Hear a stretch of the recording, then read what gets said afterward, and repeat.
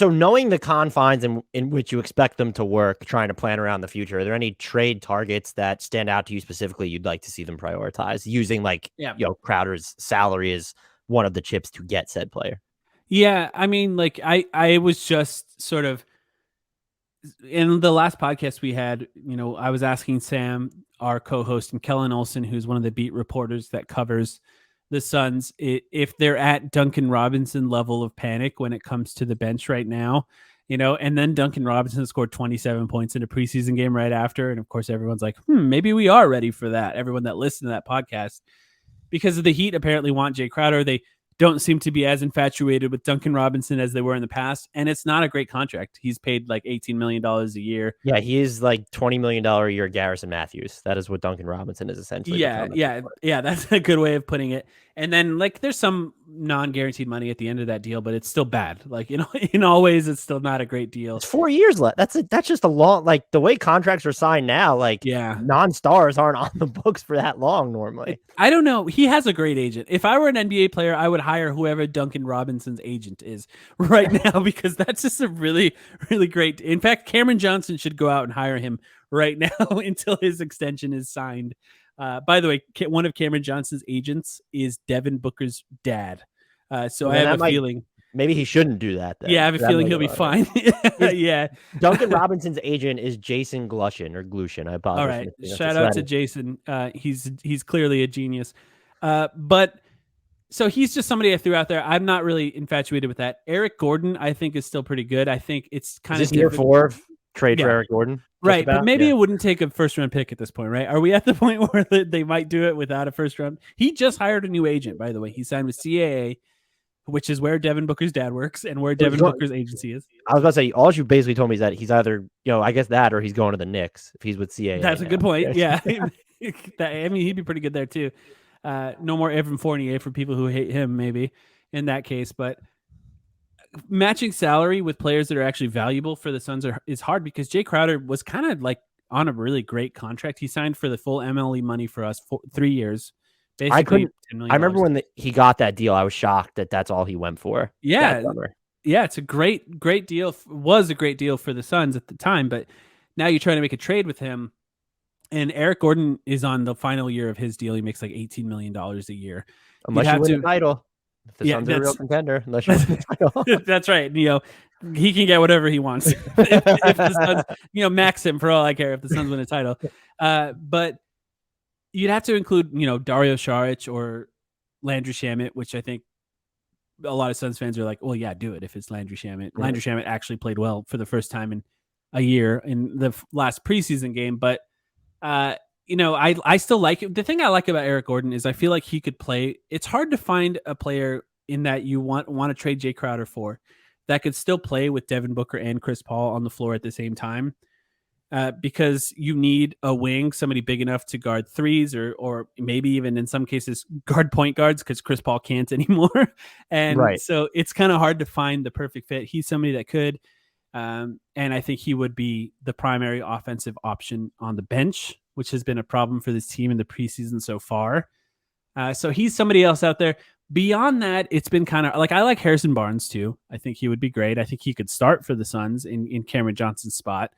And I don't think he's necessarily available now, but that's like the kind of team that you were talking about that could implode 3 weeks into the season. Yeah. And maybe at that point they'd be more willing to part with him. But other than that, it's not an easy task to find somebody right now, especially on the contenders. Yeah, I have some names I was going to throw at you, but I also needed to ask this. What is, does Sam have, is his obsession or interest in Julius Randle authentic? Yes. Okay. I don't get it either.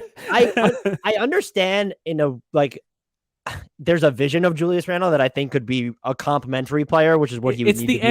It's the Andrew Wiggins of the Suns, basically. Everyone thought it was a joke when Andrew Wiggins was on the Warriors. So they're like, wow, he's terrible. He's not going to be great. And then it worked. But it takes a lot of faith. It's like blind faith to believe Julius Randle could do something like that. Yeah, I'm still flabbergasted that Sam was on board with that. So I'll manifest it if I can interest you in a very heavily used Julius Randle, by all means. It literally got him on Nick's podcast because they were so excited at the idea of getting rid of him for anything. Like they didn't even care what came back in the trades. That's into his credit, Sam's credit. that's why he's interested in it, because it's like you don't have to give up anything for Julius Randle at this point. There was a moment in time, and he brings this up, where I was like, the Suns should trade for Pascal Siakam right now. He has extremely low value. And he did. He was shooting 30% from three over a year ago, came back and had an amazing season. And Sam's whole idea is players reach a nadir in value and then could potentially go up from there. I'm just not convinced Julius Randle is somebody that goes up at this point. Yeah, and I can't envision him defending like he did in 2021 ever again. Maybe he will, and I'll be wrong. So some of the names I have listed for them and the teams that they're on, some of these teams wouldn't be interested in Jay Crowder, but I think that the players are non-star enough that it wouldn't matter. We know KJ Martin wants out of Houston, and he might be kind of interesting as a guy who comes off the bench for the Suns. I thought this one was, I don't know how I feel about it, but Dylan Brooks in Memphis. Would you be able to stomach the Dylan Brooks experience? I'm there. Yeah. The offense on the bench was terrible. Like, and I know Dylan Brooks is not like great offensively. I think he thinks he is, and that's actually a skill for him. The thing that I like about Dylan Brooks as compared to somebody like Jordan Clarkson or somebody that is like the only thing they do is bring some level of offensive skill. I think that Dylan Brooks tries on defense. Like, he's not a great defender, but he tries really hard. And I think that's valuable in for a team that's competing. You just can't have guys that are zeros everywhere but offense on a team like the Suns. They have to do something else. If they're a good shooter or they find ways to create for themselves and they pass really well, then that's fine, even if they're a bad defender, right? But if you're like Jordan Clarkson and you're a good shooter, or you can create your own shot, but you don't really try on defense and you don't really pass, I don't know that the Suns can get away with that. With Dylan Brooks, I think you can get away with him a little bit more because he tries on defense. And that's like a 1-for-1 swap. You can pretty much trade Jay Crowder for Dylan Brooks based on their contracts right now. And so the final two names I'll wrap up with, and I think one of these would be if Charlotte implodes, because then I don't think they wouldn't do this swap if they were winning or trying to win, but they also shouldn't do it if they're rebuilding. I'm excited already because I think I know what you can say. Cody Martin. Oh, Cody Martin. I thought you were going to say Kelly Oubre. No, once Cody, I figured you thought I was going there, but once Cody Martin's trade eligible. I love it. Yeah, just as someone who I wouldn't want him handling the ball like too much, but he could maybe run some second unit stuff for them, and he's very malleable positionally. I know his 3-point clip has been like all over the place, but it was fine last year. I would love him for this team. And if you're using, I don't like, it shouldn't take a first round pick to get. I don't even know if it would take, if Charlotte's bad, does it even take Jay Crowder to get him? It might be some pick and then like Sarge's salary. Right. And the other name I have, because I'm convinced that, I don't want to say they're out on him, but they're not going to pay him. And I think if he gets moved, it's probably for just like this nondescript first round pick plus salary that's not viewed as damaging. Gary Trent Jr. in Toronto. Yeah. We talked about him too. It's hard to really figure out how Toronto feels about Gary Trent Jr. I think he's under 6'7", so clearly they hate him. That's a good point. Well, how long are his arms? I don't think they're that long. But yeah, I think that he offensively would fill a need for the Suns. That, in that Cameron Payne has been bad for like 13, 14 months now. And he was such a good story too in 2021. That's like, and I'm still hoping for a bounce back. I think there's a possibility where even when he's bad, he's still kind of good. Like, it's not the worst player. But I think he would benefit from somebody else being able to handle the ball, and Gary Trent Jr. would absolutely fill a need. He makes what, $18 million as well, something like that. Like, it's relatively high salary, right? Yeah, so you would need another contract shoehorned in there. I think he's at, is it 19? It was 18 something. And he has a player option that everyone expects him to. He's at 17.3. Okay, so that makes it a little easier. But I think, when you're getting a guy who essentially is going to play shooting guard for the Suns, Shamet is expendable.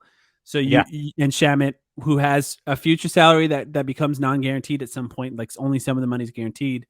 That's not the worst case scenario for some teams that can just get off of him relatively quickly.